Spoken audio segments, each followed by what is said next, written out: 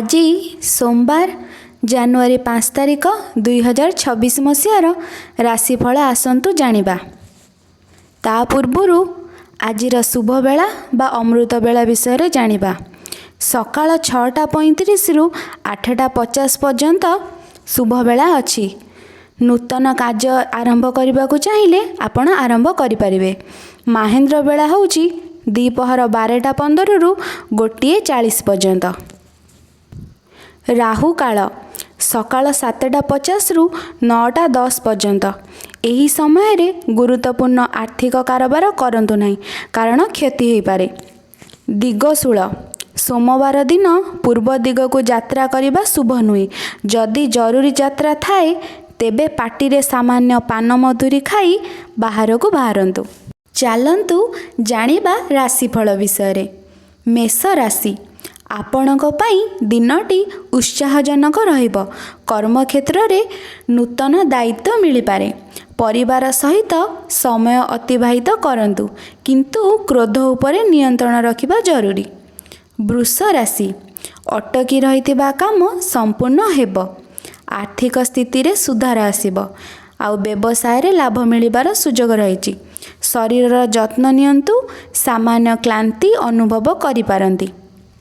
ମିଥୁନ ରାଶି, ସାମାଜିକ କାର୍ଯ୍ୟରେ ଯୋଗ ଦେଇପାରନ୍ତି। ଦୂର ସ୍ଥାନକୁ ଯାତ୍ରା କରିବାର ଯୋଗ ରହିଛି। ପାଠ ପଢ଼ାପଢ଼ିରେ ଛାତ୍ରଛାତ୍ରୀମାନେ ସଫଳତା ପାଇବେ। ମାନସିକ ଶାନ୍ତି ବଜାୟ ରହିବ। କର୍କଟ ରାଶି, ନିଜର ଗୁପ୍ତ ଶତ୍ରୁଙ୍କ ପ୍ରତି ସତର୍କ ରୁହନ୍ତୁ। ଖର୍ଚ୍ଚ ବୃଦ୍ଧି ପାଇପାରେ, ତେଣୁ ବଜେଟ୍ ପ୍ରତି ଧ୍ୟାନ ଦିଅନ୍ତୁ। ପାରିବାରିକ କଳହରୁ ଦୂରେଇ ରହିଲେ ଭଲ। ସ୍ୱାସ୍ଥ୍ୟ ସାମାନ୍ୟ ବିଗିଡ଼ିପାରେ। ସିଂହ ରାଶି, ଆତ୍ମବିଶ୍ୱାସ ବୃଦ୍ଧି ପାଇବ। ନୂତନ ଯୋଜନା କରିବା ପାଇଁ ଆଜିଟି ଆପଣଙ୍କ ପାଇଁ ଶୁଭ ଦିନ। ଜୀବନସାଥୀଙ୍କ ସହ ସହଯୋଗ ମିଳିବ। ରାଜନୀତି କ୍ଷେତ୍ରରେ ଥିବା ବ୍ୟକ୍ତିଙ୍କ ପାଇଁ ଦିନଟି ଅନୁକୂଳ ବା ବହୁତ ଭଲ। କନ୍ୟା ରାଶି, କର୍ମକ୍ଷେତ୍ରରେ ପ୍ରଶଂସା ପାଇବେ। ପୁରୁଣା ବନ୍ଧୁଙ୍କ ସହ ଦେଖା ହୋଇପାରେ। ନିବେଶ ପାଇଁ ସମୟ ଭଲ ଅଛି। ଧାର୍ମିକ କାର୍ଯ୍ୟରେ ମନୋନିବେଶ କରିବେ। ତୁଳା ରାଶି, ଭାଗ୍ୟ ଆପଣଙ୍କର ସପକ୍ଷରେ ରହିବ ବା ଭଲ ଅଛି। କୌଣସି ଶୁଭ ଖବର ମିଳିପାରେ। ବ୍ୟବସାୟୀଙ୍କ ପାଇଁ ଲାଭ ଦିନ। ପ୍ରେମ ସମ୍ପର୍କରେ ମଧୁରତା ଆସିବ। ବିଛା ରାଶି, ଗାଡ଼ି ଚଲାଇବା ସମୟରେ ସତର୍କ ରୁହନ୍ତୁ। କଥାବାର୍ତ୍ତାର ସଂଯମ ରଖନ୍ତୁ, ନଚେତ୍ କାହା ସହ ଯୁକ୍ତିତର୍କ ହୋଇପାରେ। କର୍ମକ୍ଷେତ୍ରରେ କଠିନ ପରିଶ୍ରମ କରିବାକୁ ପଡ଼ିବ ଆପଣଙ୍କୁ। ଧନୁ ରାଶି, ଦିନଟି ଆନନ୍ଦଦାୟକ ରହିବ। ବ୍ୟବସାୟିକ ଭାଗିଦାରୀରୁ ଲାଭ ମିଳିବ। ପିଲାମାନଙ୍କ ସଫଳତାର ଖୁସି ହେବେ।